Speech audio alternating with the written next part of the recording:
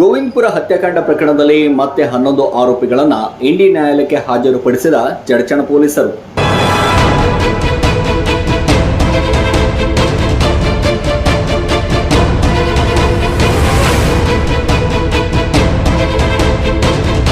ಬಹುಚರ್ಚಿತ ಗೋವಿಂದಪುರ ಹತ್ಯಾಕಾಂಡ ಪ್ರಕರಣದಲ್ಲಿ ತನಿಖೆಯನ್ನ ಮತ್ತಷ್ಟು ತೀವ್ರಗೊಳಿಸಿರುವ ಚಡಚಣ ಪೊಲೀಸರು ಪ್ರಕರಣಕ್ಕೆ ಸಂಬಂಧಿಸಿದಂತೆ ಮತ್ತೆ 11 ಆರೋಪಿಗಳನ್ನು ಇಂಡಿ ನ್ಯಾಯಾಲಯಕ್ಕೆ ಹಾಜರುಪಡಿಸಿದ್ದಾರೆ.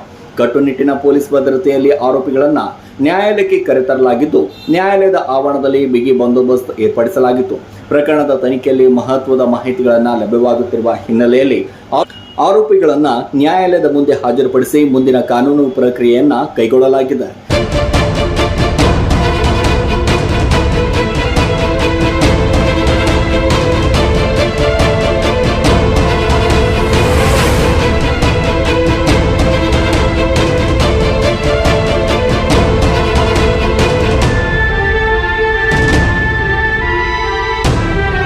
ರಾಜ್ಯಾದ್ಯಂತ ಸಂಚಲನ ಮೂಡಿಸಿದ ಈ ಹತ್ಯೆ ಪ್ರಕರಣದಲ್ಲಿ ಈಗಾಗಲೇ ಹಲವು ಆರೋಪಿಗಳು ಬಂಧಿಸಿರುವ ಪೊಲೀಸರು ಉಳಿದ ಆರೋಪಿಗಳ ಪತ್ತೆಗೆ ಹಾಗೂ ಪ್ರಕರಣದ ಸಂಪೂರ್ಣ ಸತ್ಯ ಹೊರತರಲು ತನಿಖೆಯನ್ನ ಮುಂದುವರೆಸಿದ್ದಾರೆ.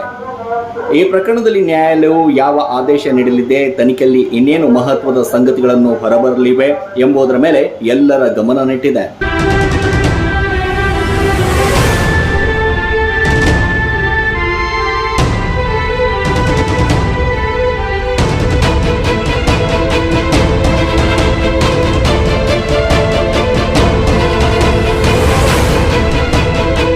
ಇಂಥ ಕ್ಷಣದ ಸುದ್ದಿಗಳಿಗಾಗಿ ಪೃಥ್ವಿ ಪಂಚ್ ನ್ಯೂಸ್ ಸಬ್ಸ್ಕ್ರೈಬ್ ಮಾಡಿ, ವಿಡಿಯೋಗಳನ್ನು ಲೈಕ್ ಮಾಡಿ ಹಾಗೂ ನಿಮ್ಮ ಅಭಿಪ್ರಾಯಗಳನ್ನು ಕಮೆಂಟ್ ಮಾಡುವ ಮೂಲಕ ತಿಳಿಸಿ.